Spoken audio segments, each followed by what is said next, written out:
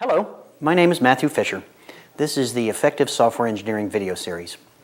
In this video series, we're going to be talking about software engineering in industry rather than in academia. And there's some important distinctions between that.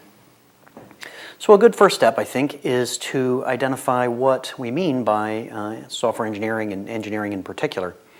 So engineering is using known methods and principles to produce a particular result. Now, obviously in software engineering, we're using engineering principles to produce software, but there are a whole variety of engineering disciplines. Perhaps civil engineering is the oldest, producing bridges, for example, using well-known methods. So in software engineering, the principles that are applied in other engineering disciplines do apply, but we have our own nuances and strategies on making those principles effective in software.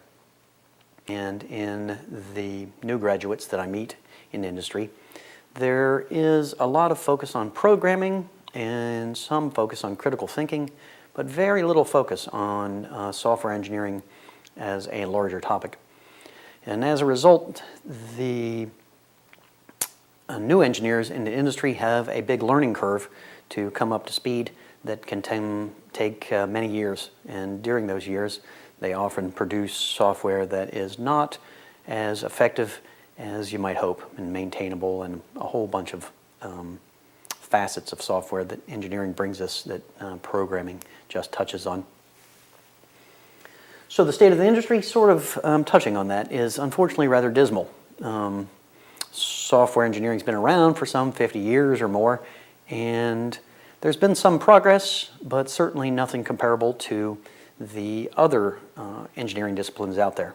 So hardware engineering, for example, has made enormous progress, so that when a new chip or board is produced today, the chances of it having a serious defect is really quite low, and the complexity of it is enormously larger than it was in the past. With software, we are still struggling to move out of the realm of art and into the realm of engineering. And there has been some progress, as I mentioned, but as a whole, the number of defects that we have in a large body of software that makes it into the field is distressingly high.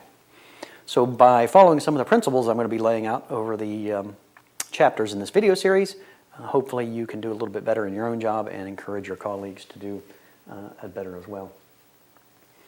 So I think it's reasonable to understand what the advantages of engineering are versus the practice of just programming, as we see oftentimes in industry. So by having an organized and repeatable process, a company and a person can make use of the lessons learned in a previous cycle, and that can lead to a whole myriad of benefits. Fundamentally, success in the marketplace, of course, is the biggest one in industry, but that success can come from a faster release cycle, the saving of money internally on producing software, and using less resources. So by using engineering principles, we can produce better software in a shorter time frame for less money with less people. And that, of course, is the panacea that everybody would love, but have great difficulty to achieve. So the field of software engineering is very wide. There are thousands of books on the topic, many of them very good, and I encourage you to go out there and expand your own library.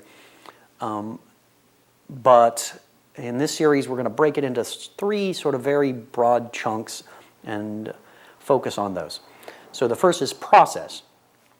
And by process, we mean the whole concept of starting with an idea and ending up with a successful software product in the field, and then eventually end the life of that process. So from the very beginning of an idea for some software product, all the way through the last install being deinstalled. And that is a much more complicated and lengthy process than we usually see when people are talking about creating a new software product. There's often an obsessive focus on the programming parts, certainly from the engineers.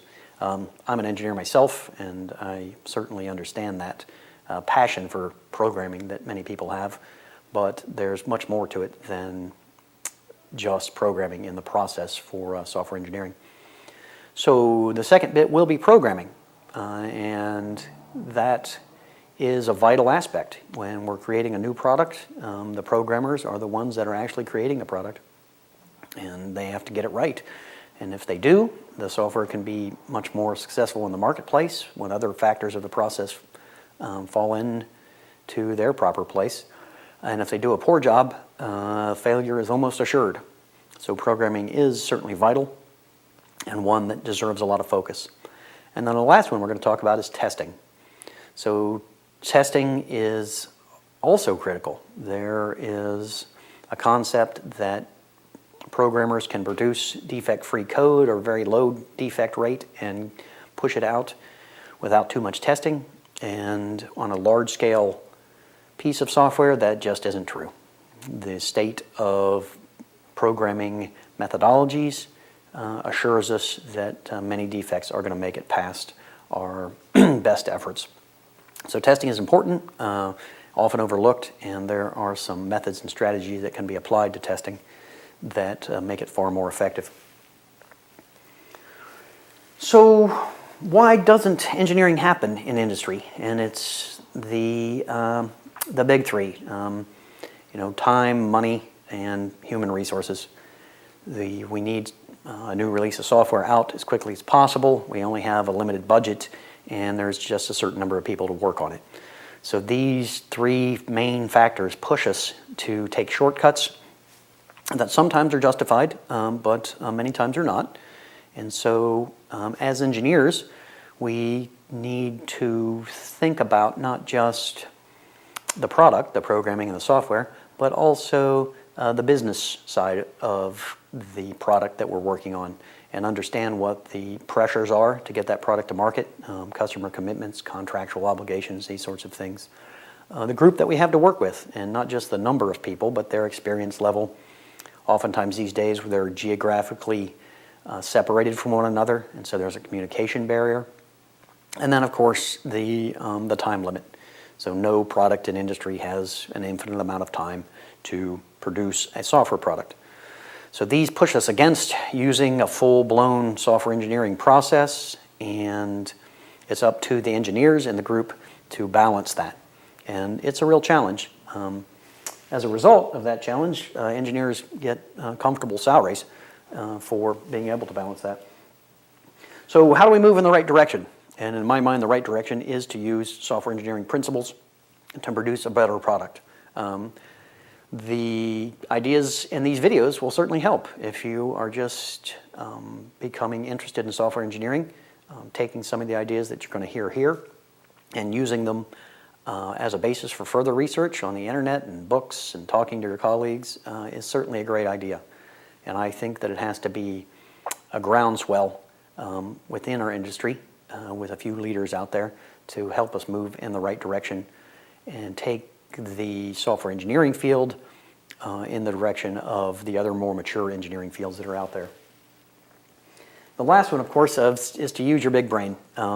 Oftentimes I see engineers that are a little bit comfortable in their job. Maybe they've been working it for quite some time.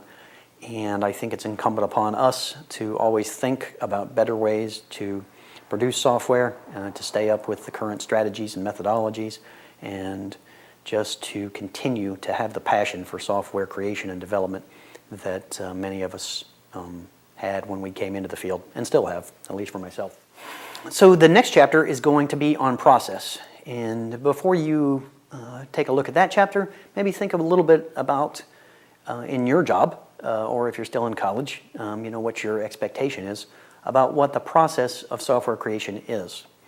And when you take a look at the video, I think that you're going to find there's a lot more to it than you realized.